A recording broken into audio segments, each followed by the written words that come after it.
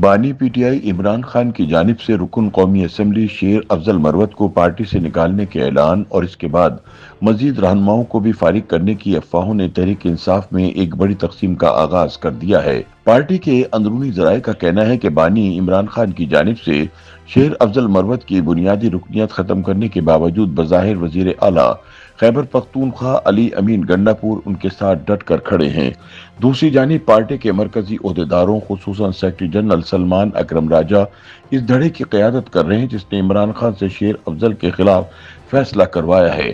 Party کے اندرونی ذرائع کا کہنا ہے کہ شیر افضل مروت کا نکالا جانا پارٹی میں پی ٹی آئی کی پارلیمانی پارٹی میں بغاوت کو جنم دے سکتا ہے۔ پارٹی ذرائع کے مطابق عمران خان کو اس فیصلے کی بھاری سیاسی قیمت ادا کرنی پڑے گی کیونکہ یہ واحد فیصلہ ہے جس پر بانی کے خلاف اختلافی آوازیں بلند ہو رہی ہیں۔ اگرچہ ابھی یہ اختلاف دبے انداز میں کیا جا رہا ہے لیکن آگے بڑھ کر یہ پارٹی میں تقسیم کو جنم دے سکتا ہے۔ یاد رہے کہ اگلے روز قومی اسمبلی کے اجلاس میں شیر افضل مروت نے کھڑے ہو کر یہ سوال کر ڈالا کہ مجھے کیوں نکالا گیا۔ انہوں نے اپنی بنیادی رکنیت ختم کرنے کے فیصلے کو پارٹی کے خلاف سازش قرار دیا۔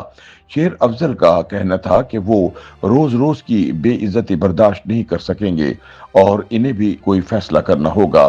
اس دوران یہ اطلاعات بھی سامنے آ رہی ہیں کہ پارٹی قیادت شیر افضل مروت کے بعد کئی دیگر رہنماؤں کو بھی پی ٹی آئی سے نکالنے کا اعلان کرنے جا رہی ہے۔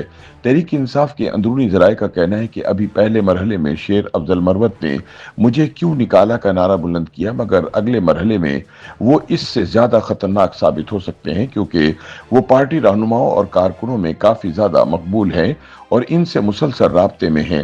دوسری طرف سلمان اکرم راجہ کے پاس نہ تو کوئی حلقہ ہے اور نہ ہی ان کا پارٹی میں کسی قسم کا کوئی اثر و رسوخ۔ وہ بنیادی طور پر ایک ٹیکنوکریٹ ہیں جن کا پارٹی کارکنان کے ساتھ کوئی رابطہ نہیں۔ اس کے علاوہ ان پر سب سے بڑا اعتراض یہ ہے کہ وہ الیکشن جیتنے کے بعد پارٹی سیکرٹری جنرل نہیں بنے بلکہ انہیں نامزد کیا گیا تھا۔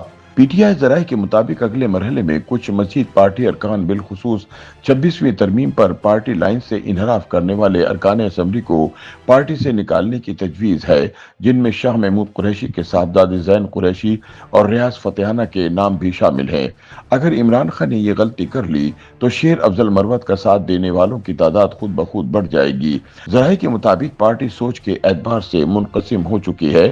ایک مفاہمت اور عملیت پسند سوچ رکھنے والا گروپ ہے جو کہ فوجی اسٹیبلشمنٹ سے محاذ آرائی اور اس کے خلاف منفی پروپیگنڈا مہم چلانے کے خلاف ہے۔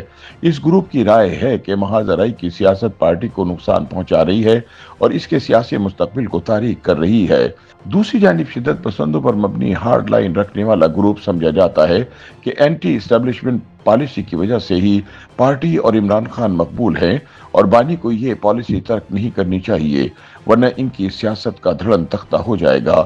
لیکن سینئر صحافی اور تجزیہ کار سہیل وڑائچ کہتے ہیں کہ عمران خان کی اینٹی اسٹیبلشمنٹ جارحانہ پالیسی نے ان کے راستے کھولنے کی بجائے بند کر دیے ہیں۔ ان کا کہنا ہے کہ عمران خان صرف عوامی مقبولیت کے زور پر نہ تو جیل سے باہر آ سکیں گے اور نہ ہی دوبارہ اقتدار حاصل کر پائیں گے۔ بنیادی وجہ یہ ہے کہ پاکستان میں کسی بھی سیاستدان کے لیے مقبولیت کے ساتھ ساتھ قبولیت کا ہونا بھی ضروری ہے، لہٰذا اگر وہ فوجی اسٹیبلشمنٹ کے ساتھ محاذ آرائی کی پالیسی جاری رکھیں گے تو ان کی مقبولیت تو برقرار رہے گی لیکن قبولیت ختم ہو جائے گی۔ سہیل وڑائچ کے مطابق یہی وجہ ہے کہ 2024 کے عام انتخابات کے ایک سال بعد بھی تحریک انصاف لگ بھگ اسی جگہ کھڑی ہے جہاں یہ 8 فروری 2024 کو کھڑی تھی۔ عمران خان آج بھی اڈیالہ جیل میں بند ہیں اور ان کی جماعت مشکلات کا شکار ہے، تاہم وہ یہ تسلیم کرتے ہیں کہ پی ٹی آئی بدستور پاپولر جماعت ضرور ہے۔ سہیل وڑائچ کا کہنا ہے کہ بانی پی ٹی آئی کو قید میں ہونے سے بڑا نقصان یہ ہوا کہ ان کی اپنے ووٹرز پر گرفت مضبوط نہیں رہی، اس لیے اب ان کی کال پر ووٹرز باہر نہیں نکلتے۔ سہیل وڑائچ کا کہنا ہے کہ پچھلے ایک برس میں عمران خان کی کال پر اسلام آباد میں اوپر تلے مسلسل 3 احتجاج اسی وجہ سے ناکام ہوئے ہیں۔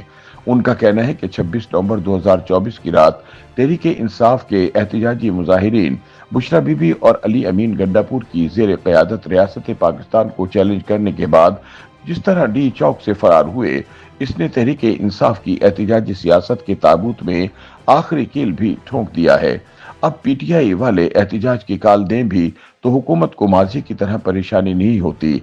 सुहेल वड़ाइच का कहना है कि एहतिजाज का मकसद हुकूमत पर दबाव डालना होता है ताकि अपने मुतालबात को तस्लीम करवाया जा सके। ताहम 26 नवंबर की रात इमरान खान ने यह सुनहरी मौका खो दिया। YouTube पर गूगली न्यूज देखने के लिए youtube.com की सर्च बार में गूगली न्यूज टीवी टाइप करें। गूगली न्यूज के पेज पर सुर्ख रंग के सब्सक्रिप्शन वाले बटन पर क्लिक करना ना भूलिए। YouTube पेज पर अपलोड होने वाली वीडियोस से बाखबर रहने के लिए बेल आइकन पर क्लिक कीजिए। आपको हर नई वीडियो के बारे में नोटिफिकेशन मौसूल हो जाएगा।